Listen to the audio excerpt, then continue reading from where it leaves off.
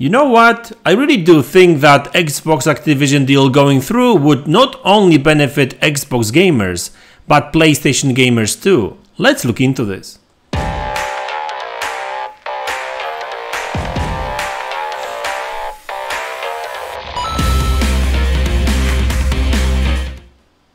Hey guys, welcome back to the channel.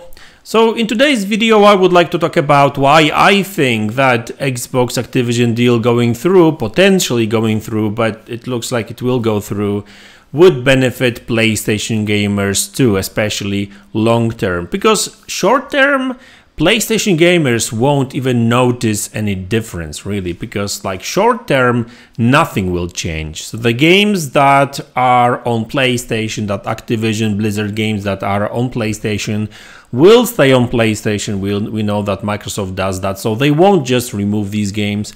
Diablo 4 is coming to PlayStation consoles as well, and that's not really going to change.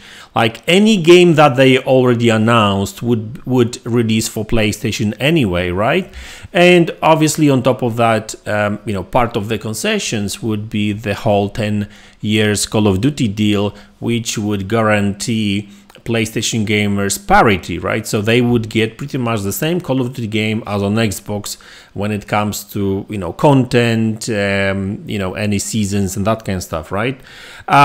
So like really, if you actually look at it, it's like I don't really understand why people are losing their minds over that deal, because like they're still going to be getting all these games anyway. Overwatch 2 is on PlayStation. That's not really going to change.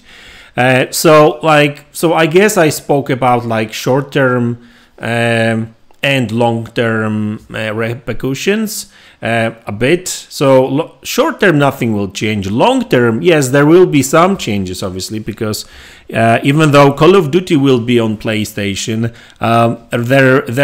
there's probably going to be some titles, whether Activision or Blizzard titles, that will not be on PlayStation and will be on Xbox, right? So, you know, some exclusive content will come out of this deal for sure, like long term. However, I still think that overall, I think PlayStation will see more benefits from that deal rather than, you know, negatives, if you know what I mean. And there's actually 2 or 3 reasons why. Okay, first off, if you look at, okay, let's talk about Activision first. Like, if Activision stays the same, as in they would still, Bobby Kotick would stay with the company for next whatever number of years, nothing would really change when it comes to content and everything, right? So that means that Blizzard would still be producing less and less content. Activision would just be focusing even more on Call of Duty and that kind of stuff. So in reality, with deal not going through, with Activision Blizzard still staying independent, you would see more push towards Call of Duty, right? And, you know, maybe 2 or 3 other titles like World of Warcraft and that kind of stuff, right? So, you know, that's not really great, because we know that Activision is sitting on a ton of different IPs. They've got a ton of different talented teams, and all they do is just Call of Duty and World of Warcraft, right? Now, obviously, there's some other IPs like Overwatch and a couple of other titles here and there. But like even successful teams, like the one that made that Crash game, right? Like remaster and that kind of stuff, they were moved to work on Call of Duty games, right? So basically what I'm trying to say is that if Xbox doesn't buy them, if Microsoft doesn't end up acquiring them, well, unfortunately, all we're going to get from Activision is more Call of Duty and World of Warcraft and, you know, maybe some other random shooters, right? That's it, because that's their model. Now, obviously with Xbox, it's probably going to get a little bit more exciting, because even Phil Spencer already said that they are planning to change things around a little bit and make it work for Game Pass, I guess, as well. So first off, there's been some plans that Call of Duty could be, you know, would release every other year, not every year. That would leave some of the teams with more time to work on their own projects, to chase their own passions, if you know what I mean. So we may actually get more games out of Activision and Blizzard. So that's one potential positive news, right? Like potential, because really we don't know until they buy them and until they start changing some of these policies. It's really difficult to say. So I'm just going by what Phil Spencer and other Microsoft executives actually said. But looks like that's the trend. They would actually have a little bit more creative freedom. Not everything would be about Call of Duty per se, right? So that's one thing. Another thing is that competition aspect, because you see, PlayStation, it seems like they got very comfortable because they are in a market position, right? Especially in Europe and Asia. US, they kind of go head to head, like PlayStation has a lead, but it's not like a major lead in United States. But the rest of the world is like PlayStation dominates gaming. And, you know, that makes them very comfortable. And, you know, like, if you actually go back to PlayStation 2, PlayStation 3 even era, we were getting quite a lot of very interesting and variety of different games. I feel like right now that's not really the case. And it's actually funny because a number of people were laughing at Xbox that all they do is just Forza, Gears and Halo, right? Halo, Gears, Forza.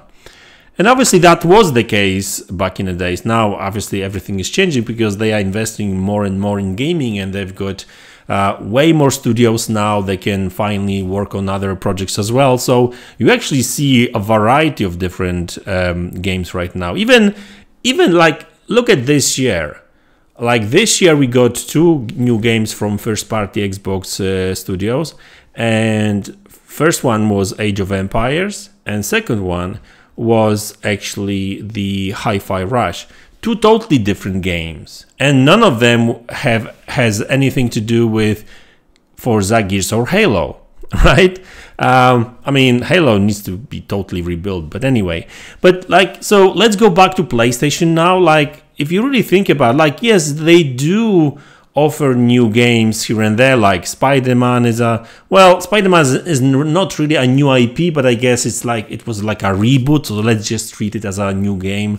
So Spider-Man, Horizon Forbidden West, Horizon series of games, I guess we can call it right now. So it's not like they don't do new games at all, but I guess they make less of them. And you can say that, you know, some of them are not necessarily, you know, that kind of newish. Like, they seem to have that over-the-shoulder, story-driven kind of, you know, formula, right? And don't get me wrong, like, I've got nothing against that. Like, I love these games, right? I'm just saying that sometimes it would actually be cool to play a new racer on PlayStation, for example, right? Like, yes, they did try their luck with Drive Club. They failed for whatever reason, and we haven't really seen any racing game on PlayStation except Gran Turismo. What about Motorsport, right? Remember Motorsport? Remember Drive Club? You know, it's a shame that they're not actually chasing these games anymore. What about shooters? PlayStation had SOCOM, they had Killzone, they had Resistance. What about Resistance? And don't get me wrong, I'm not trying to say that they need to, we need another Killzone game or another Resistance game, right? But all I'm trying to say is that they used to try way more games than they actually now. What about these Japanese games? Like, remember Gravity Rush? They shut down that studio that used to work on that game, and they don't necessarily chase any more that type of games anymore. And actually, Gravity Rush, I played that on PlayStation Vita.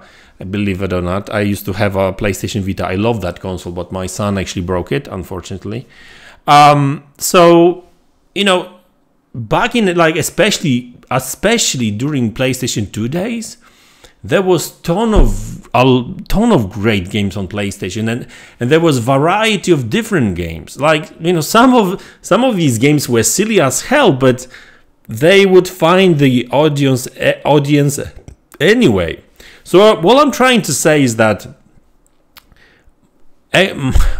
Xbox growing stronger would actually put more pressure on PlayStation to actually invest more in gaming. And that's actually what's happening right now to a degree, because like for decades, I would say, both Microsoft, I mean Xbox and PlayStation would buy some smaller studios here and there, like every couple of years, right?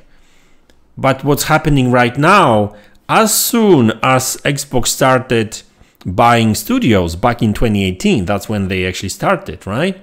Sony started doing that a little bit later, but they started doing that as well. And now they, like in last 3-4 years, they acquired like 5 or 7 studios or something like that.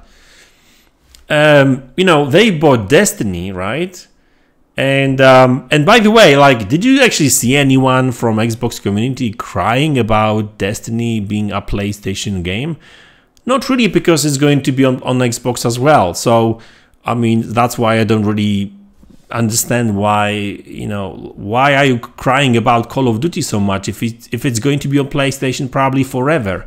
Because, like, here's the thing, like, if Call of Duty, if Sony will get that 10 years deal, I don't see Microsoft going back to like making Call of Duty exclusive ever. It's Call of Duty will probably just become one of these titles that will be multi-platform forever, like Minecraft, right? So like Microsoft have no problem with making some of these titles like global IPs and available everywhere. And so yeah, and not to mention that, you know, right now Nvidia will benefit from that deal, and because they will get all Xbox games on their streaming service. On top of that, Nintendo will get Call of Duty, right? And by the way, like whenever I hear one of these arguments that, oh, you know, I wonder how Call of Duty is going to work on Nintendo Switch, like Switch is so weak, right? But like that didn't really stop CD Projekt Red to make Witcher 3 to work on Switch. So like if CD Projekt Red can port Witcher 3, or whoever was actually working on that port, because that was not CD Projekt Red, by the way.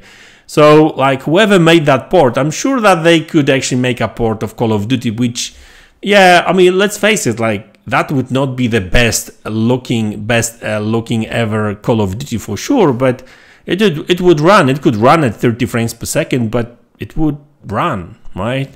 That's the point. And by the way, remember, sooner or later, Nintendo will release a new console. So whether that's going to be next year or in 2025, I guess, you know, maybe they would just release that new Call of Duty game for that next-gen Switch or whatever, however they're going to call it, right? So yeah, guys, listen, I really do think that overall this deal going through would actually benefit gaming market overall, because that means more competition on the market, Sony finally getting a very strong competitor. And by the way, even without that deal, Microsoft would be a strong competitor too. But the thing is, Call of Duty would actually allow them to compete even more, right? So it's going to be interesting couple of months, I would say, even years moving forward, because the investment in gaming is huge, and so Microsoft started investing way more in 2018. Sony is actually investing even more right now as well. They are buying studios left and right as well. They are chasing some of the service-based kind of games as well, so that's going to be interesting to see how that works. They just released PlayStation VR 2. So yes, there's been a lot of stuff going on, and I think that yeah, competition, guys, is always good. So, you know, I can't describe how, like, even like from Xbox perspective, like, or Xbox fan perspective, I would not want PlayStation to go away, like some people, some fanboys say, oh, you know, Xbox should crush PlayStation. I don't want that. I want all of these companies to be on the market and compete, because that means that none of these companies will actually sit on the laurels and, or however you call it, laurels. Anyway, because they know that if they don't, you know, innovate and they don't invest, they will be, you know, not necessarily kicked out of the market, but you know, it's competition. You know, they have to fight for our money and stuff. So that's good actually for everyone, in my opinion. So anyway, guys, that's the video. I hope you enjoyed it. Let me know in the comment section below what you think about it, and I will see you all in the next one. Take care.